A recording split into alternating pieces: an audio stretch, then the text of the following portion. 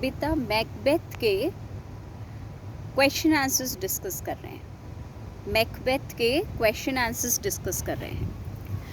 तो मैकबेथ के जब आपने सीन 1 और सीन 2 अभी पढ़ा है तो उसके ऑब्जेक्टिव्स क्या क्या हो सकते हैं वो हम देख रहे हैं। तो बेटा सबसे पहले ये 2-3 चीज़ें मैं छोटी छोटी सी आपको बता रही हूँ that you should take in mind. Macbeth जो है वो शेक्सपियर ने जो ट्रेजेडीज़ लिखी हैं उसमें सबसे छोटी ट्रेजेडी जो है वो मैकबेथ है। So Macbeth is the shortest tragedies written by Shakespeare. उसने कॉमेडी ऑफ एरर्स एक ड्रामा लिखा है, वो सबसे छोटा बेटा जो ड्रामा था, उसके बाद ये सेकंड नंबर का ड्रामा है। तो दोनों में कन्फ्यूजन नहीं। The shortest tragedy written by Shakespeare, the shortest tragedy written by Shakespeare is Macbeth and the shortest smallest drama that he has written is comedy of errors and Macbeth is the second one. अब बेटा आगे जब हम चलते हैं तो हम बोलेंगे कि ये जो ड्रामा जैसे ही शुरू होता है, the opening scene of the drama, the opening scene of the drama, the first scene of the drama, ये बेटा बहुत ही इसकी जो एक्सपोजिशन है, इसकी जो पोजीशन है वो बहुत स्ट्राइकिंग है, क्योंकि ड्रामा का फर्स्ट सीन में ही हमें 3 विचेस दिखाई देती हैं। तो इस ड्रामा का जो एक्सपोजिशन है, जो सीन है फर्स्ट, वो एक्सपोजिशन सीन बहुत ही स्ट्राइकिंग है। उसमें विचेस दिखाई देती हैं और हमें पता चल जाता है कि इस ड्रामा में कुछ मर्की होने वाला है। MURKY, मर्की का मतलब हो गया कुछ ऐसी चीज़ होगी जो ठीक नहीं है, क्योंकि सुपर नेचुरल जो चीज़ें हैं वो हमें पहले ही सीन में दिखाई दे जाती हैं। एक तो ये याद रखना। फिर इसके बाद बेटा जब आप आगे जाओगे तो आप ये बोलोगे कि ये जो ओपनिंग सीन हमें दिखाई दिया, ये ओपनिंग सीन की नोट कर देता है, मेन पॉइंट पे स्ट्राइक करता है कि ये ड्रामा होगा ही ट्रैजिक। तो बेटा ये जो स्पिरिट्स आपको दिखाई दी, विचेस आपको दिखाई दी हीथ के ऊपर, अनकल्टिवेटेड लैंड के ऊपर, तो इसने हमें आते ही स्ट्राइक कर दिया कि कोई जो है वो ट्रेजेडी होने वाली है। और एक और छोटी सी बात मैं बता दूं, फिर उसके बाद क्वेश्चन आंसर्स पे हम जाएंगे, ऑब्जेक्टिव्स पे, कि मैकबेथ जो है वो बेटा हीरो है, वो ही टाइटल है उसका। और ये पूरी की पूरा जो ड्रामा है it revolves around the personality of Macbeth. Macbeth की पर्सनालिटी पे चारों तरफ ये ड्रामा घूमने वाला है। और बेटा लास्ट में हम बोलते हैं कि ये जो स्टोरी है, ये जो ड्रामा है, it is the rising of the Macbeth and falling of the Macbeth. तो फर्स्ट हाफ जो है ड्रामा का, फर्स्ट हाफ उसमें मैकबेथ ऊपर चढ़ता हुआ नज़र आएगा सक्सेस पर, और बेटा उसके बाद सेकेंड हाफ पे उसका डाउनफॉल जो है वो शुरू हो जाएगा। कहने वाली बात नहीं है, जब भी हम कोई गलत काम करते हैं तो बेटा शुरू में तो हो सकता है कि हम थोड़ा सा सक्सेसफुल हो जाए, पर बाद में जा कर के हमें मालूम है कि डाउनफॉल आता है। तो वो ही इसमें भी हुआ है। अब बेटा एक और चीज़ आपसे पूछते हैं, वो पूछते हैं मैकबेथ ड्रामा जो है उसकी सेटिंग क्या है, where it is set. Set का मतलब उसका बैकग्राउंड क्या है, तो आप बोलेंगे स्कॉटलैंड। स्कॉटलैंड क्यों बोलेंगे? क्योंकि ये जो मैकबेथ है वो general commander of the army forces है बेटा, स्कॉटलैंड के किंग की, जो आप पढ़ भी चुके हो। एक और जनरल क्वेश्चन आपसे पूछ लेते हैं, और फिर वो पूछते हैं बेटा मैकबेथ और बंकू, ये जो दोनों बेंकू और मैकबेथ, ये दोनों आर्मी जनरल्स किसकी आर्मी के हैं? तो आप बोलेंगे किंग डंकन की आर्मी के हैं।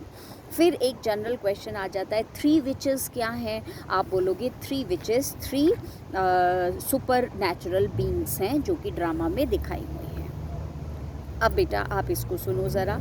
फर्स्ट सीन में से ये लोग हमसे पूछते हैं कि सबसे पहले जैसे ही बेटा प्ले शुरू होता है तो कौन सा कैरेक्टर हमें सबसे पहले दिखाई दिया? तो आप आंसर दोगे 3 विचेस हमें सबसे पहले दिखाई देती हैं जैसे ही ड्रामा ओपन होता है। फिर बेटा एक और चीज़ पूछते हैं, मौसम कैसा था। जैसे ही ओपनिंग सीन आया हम बोलेंगे थंडर है, लाइटनिंग है, आंधी तूफान वाला एटमॉस्फेयर है, एनवायरनमेंट है।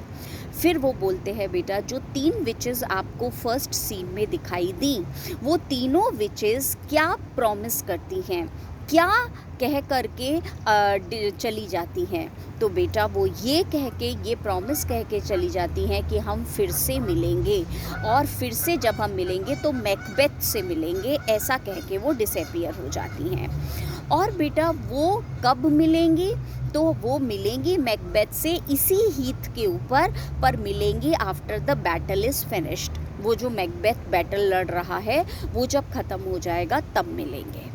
फिर बेटा ये हमसे पूछते होते हैं, कहते हैं, बड़ा घुमा करके इन्होंने क्वेश्चन पूछा। ये नहीं पूछा where does this first scene take place, इन्होंने पूछा सूरज कहाँ छुपता हुआ दिखाई दिया है फर्स्ट सीन पे। तो हमने बोला फर्स्ट सीन पे सूरज छुपता हुआ दिखाई दिया है हीथ पे, क्योंकि पूरा का पूरा बेटा ड्रामा ही जो है वो सीन जो है वो हीथ पे टेक प्लेस होता है। तो सूरज कहाँ छुप रहा है, हीथ पे, और हीथ का मतलब हमने बता ही दिया आपको, that is the uncultivable land. फिर बेटा इन्होंने हमसे एक और क्वेश्चन पूछा है, इन्होंने पूछा है किससे मिलना चाहती हैं विचेस फर्स्ट सीन में। तो बेटा मैकबेथ से मिलना चाहती हैं, ऐसा उन्होंने अनाउंस किया है। फिर बेटा हमें ये भी पता चल जाता है कि ये विचेस को दिखाने का मतलब क्या है। शुरू वाले सीन में ये विचेस के आने का मतलब है कुछ मर्की होने वाला है, MURKY, कुछ ईविल होने वाला है, कुछ ट्रैजिक होने वाला है, ऐसा पता चल जाता है। फिर बेटा आप आगे जाइए तो आपसे एक और क्वेश्चन होता है कि ये जो विचेस हैं ये क्या एंटिसिपेट कर रही हैं। एंटिसिपेट का मतलब होता है बेटा कि ये क्या होप कर रही हैं, क्या उम्मीद कर रही हैं। तो ये बेटा ऐसी बातें कर रही हैं कि कुछ बहुत लार्ज स्केल पे कुछ होने वाला है जो बहुत सारी लाइव्स को चेंज कर देगा, ज़िंदगी को चेंज कर देगा। फिर बेटा हम और आगे जाते हैं तो हमसे एक और क्वेश्चन पूछा जाता है, ये विचेस क्या काम करती हैं। हमने बोला ये विचेस धोखा देने का काम करती हैं, चीटिंग करती हैं, ऐसे काम करती हैं जिसमें डिसीविंग हो, किसी को धोखा देना हो। तो बेटा ये मर्की काम करती हैं, ये डिसीविंग वाले काम करती हैं, ये चीटिंग वाले काम करती हैं, ये गलत रास्ता दिखाने वाले काम करती हैं। कुछ भी आएगा पर आप क्लियर रहना। बेटा कितनी विचेस हैं मैकबेथ में, 3 विचेस हैं। और बहुत ही इम्पॉर्टेंट, मतलब पूरा का पूरा ड्रामा ही आप देख लो, ओपनिंग सीन से वो शुरू हो जाता है और कैसे वो मैकबेथ का डाउनफॉल लेकर के आएंगी। अब बेटा आपसे पूछते हैं कि कौन सा वाला जो है ये जो फर्स्ट सीन है where does it take place. वैसे तो आपने याद किया हुआ है हीथ, पर बेटा अगर ऑप्शंस में हीथ ना दिया हुआ हो तो किस पे टिक करोगे। तो हीथ का मतलब क्या होता है, अनकल्टिवेबल लैंड, वो ज़मीन जहाँ पे खेती नहीं हुई है। तो बेटा इसलिए ऑप्शंस में आप जो है वो डेज़र्ट को टिक कर देना, डेज़र्ट को, ठीक है। अब बेटा एक और पूछती हैं, वो कहते हैं कि वो 3 विचेस मैकबेथ से मिलने की बातें जो कर रही थी वो भी कहाँ मिलेंगी। तो आप बोलोगे इसी हीथ पर मिलेंगी, इसी डेजर्ट में मिलने की बातें करती हैं कि हम उससे यहीं पर आकर के मिलेंगे। ये तो बेटा जो ज़्यादातर मुझे लगा वो थे जो फर्स्ट सीन के क्वेश्चंस थे। जो सेकंड सीन के क्वेश्चंस हैं वो और भी बहुत सारे हैं।